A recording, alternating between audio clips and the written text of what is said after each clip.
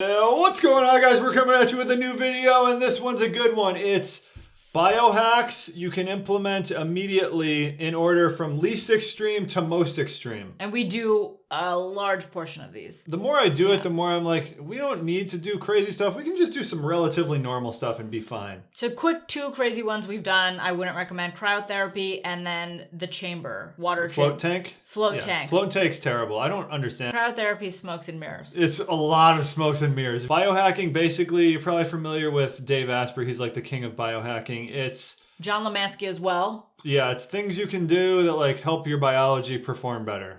Physiology, mentally, I think everything. Just body, all in all, you want to improve and enhance. So the simplest, most easiest one, it's not easy, it takes some work, but it's going to be your diet, of course. Biggest one is going to be, of course, like eliminating processed foods. Adding in healthy fats could probably be good if you've been doing a low-fat diet, if you've fallen into that trap. Just being more conscious of the foods you're eating and how they make you perform, tying those two things together. Once you start doing that, that's really the key step. Then it becomes easy. It's a self-fulfilling prophecy to a healthier diet, because when you eat suboptimal things, you don't like how it feels anymore. So that could be paleo, it could be keto, it could be elimination, it could be bodybuilder style. Like whatever type of diet you want to do, diet is probably the one you could start immediately implementing. Biggest impact. Number 2 is an easy one too. It's going to be exercising. It doesn't have to be high intensity interval training like the YouTube will make you believe. You can just do things that are comfortable for you. Most days I don't really feel like working out. I try to work out. I've been bad since we had Theo, like 2 days. I've been bad. 2 days per week. But on days I don't feel like working out, I at least go for like a 30-minute walk. Yeah, we do that. And speaking of going on walks, the third one we basically regularly implement is getting some sort of exposure with the earth. That could be sun exposure, it could be grounding, earth exposure. We went on a hike recently in the forest, and that's called... Well, I call it hiking, but apparently the kids call it like forest bathing, which is the dumbest thing ever. Yeah, so you do like 30 minutes like 2 or 3 times a week, and you're like cleansing yourself. Yeah. But yeah, really anything outdoors, just getting back in touch with the nature, right? We're inside all day, we're in cubicles, we're staring at screens. Like, expose yourself, eyes, body, mind, everything to the sun, guys. Yeah, so the sun is big. Obviously, you need vitamin D, which you can't really get through diet. You need to get it through the sun. There is something that is kind of like, I don't know that it's well proven, but there's this idea of grounding, which is that if you have your feet on the earth, there's some sort of ion exchange going on. People have said there's studies on this. I don't really believe it, but it makes sense to me. I want to believe it. I don't, but I want to. And it's basically you just want to be barefoot on the earth every once in a while. You can even buy mats that you plug into your wall that like tie into the grounding of your house. Yeah. Next one, I think is number 4, is lights and your circadian rhythm, that whole thing. So there's a couple things to keep in mind. The screens you're staring at all the time, they have blue lights. They simulate the sun so that it messes with your sleep-wake cycle. Yeah. That's your circadian rhythm. That can start impacting your sleep, which can start impacting your hunger. This is all like a holistic thing. So when one thing starts getting really out of whack, it's hard to get everything else in order.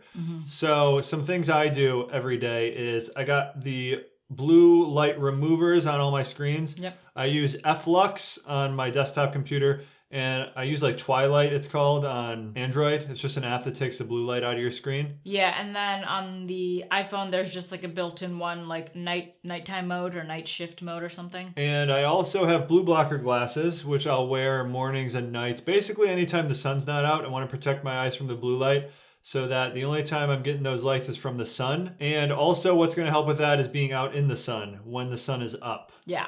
That's big for babies. Like they tell you that about babies, don't they? Go for walks with your baby so they get their sleep cycle going. Yeah. You'll find the days that you have the most trouble falling asleep at night is the days where you're just like YouTube marathon, haven't left your house all day, and then it's 10 p.m. and you want to try going to bed, you're like jacked up. You can't even fall asleep. Yeah. It's because you haven't been outside. You've been staring at screens all day. Yeah, and you haven't really moved either. Yeah. And so something else that we've recently started, well, not recently, we've been doing is reading before bed. And so that's a good way to just shut off all electronics before bed, and that helps you get better rest. That just helps shut your mind and your body off. Like you're kind of preparing to go to bed, which I think we fail to do, and I think is pretty necessary, right? Like just kind of preparing your body, like evenings coming in and you're just like kind of working into your circadian rhythm. So reading before bed, talking before, like anything but staring at your phone or I think the laptop. there's two viable philosophies. There's one where you work so hard that as soon as you get home in bed, you just pass out immediately. That's a good philosophy to live by. Most of us don't do that though, because we don't work hard anymore. So the second best option could be the wind down period with reading books. The next one is going to be journaling. Which isn't that extreme if you think about it, but very hard to put into practice. Yeah. So like having gratitude, appreciating things, just like maybe taking a moment for yourself, kind of just like working on your mindset, right? Where's your head at? Are you always in a rush? Are you the person like in traffic honking and cursing at people and getting frustrated? Because Matt's one of those people. But you have to be like very active and present to stop those types of actions, right? That's true. So journaling is one of those things that I do on and off intermittently, and when I'm doing it, it feels really good. It's a time just for me, and it really just allows you to check in with yourself, and I think that's so important for growth mentally. I've tried a couple times, yeah. But like just like gratitude journaling, I guess, is what thing people do now. Well, you do other things to like check in with yourself, or like you'll stop and you'll play a game of chess on the computer. So you break away from work, you give your mind a break. Next up, we have supplements which can help with biohacking. I guess the main one is going to be caffeine. Yeah. The one we're most familiar with and easy to just get. So that's definitely going to help. But I think a big thing to consider is like harnessing it, because most of us just drink coffee every day. Yeah. Which then you're not really getting the effects you want, which I drink coffee pretty much every day. In an ideal world, you would use it more tactically. Like a tool. So like if you hear about like Tour de France racers, they don't drink caffeine and then they just like slam a ton of caffeine on race day, because when you don't have it, it's really like a powerful tool in your back pocket. When you have it every day, it's nothing. It doesn't really help you that much. Well, it's a crutch. You're dependent on it. And that's why you see the Starbucks lines out the door. There's other like nootropics and things like that you can use to help enhance productivity. We have a podcast on it. So yeah, nootropics, caffeine, anything really to enhance your productivity, that's a supplement. Then we got saunas and probably also cold exposure, which is more on the extreme end. So heat and cold exposure. Yeah. The idea is you expose your body to a stress that it adapts to.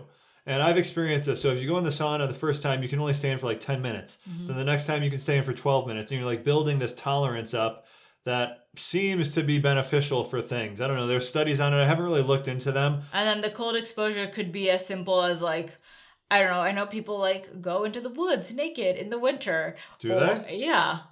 There's someone like Ben Greenfield, I think. He does something like that, or someone like him talks about it. And I thought it was funny to think about. Ice baths. So Matt has done that here, just upstairs in the bedroom, right? You need a lot of ice though. Yeah, but you could do that outside, jumping into cold river. Like you could just get cold exposure in very different ways, but just heat and cold exposure. I don't really know the research either, but I think your body adapting and growing in that way is going to only be positive. It's like working out, right? It's a positive stressor. You're not meant to be living in just like this climate controlled atmosphere your entire life. Bonus item is going to be mouth taping when you're sleeping. It is quite extreme, I think, when you first hear about it, but it's really not that extreme. You put a piece of tape on your mouth when you're sleeping, especially if you have trouble with like breathing through your mouth while you're sleeping. So you put tape and it forces you to breathe through your nose.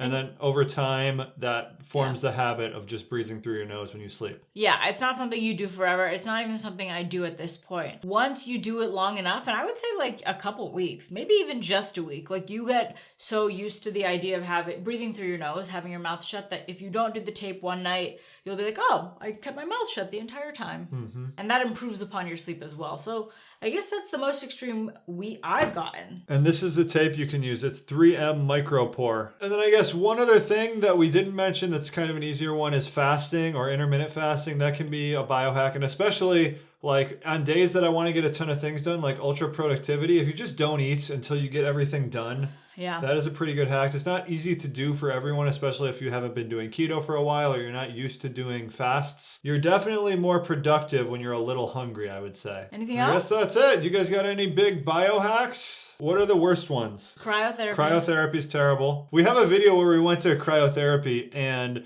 they have like a big thermometer above it as like a shock value type of thing. Doesn't it get to like negative what? Yeah. 200 or Yeah. something really high. When you're in there, you're not that cold. You're not even close to as cold as you are in an ice bath. There's a countdown timer too. You're like, oh, 2 minutes, 2 minutes. And they're like, shake, They're shake, playing dance. music. Yeah. Yeah, they're like playing like pump up music, and you're wearing these gloves, and like I they're like, would- don't let your fingers get exposed; they'll fall off. Yeah. It's a lot of like, oh my god. I'd be willing to call it a scam, like pretty much. I don't know if I would It's a go scam. that far. I know a lot of athletes use it, and they speak true to it. Who's to say? We won't know. I just don't think it's worth the average Joe's time. I'm an average Joe. And let us know what other biohacks you've done and we need to try. Thanks for watching.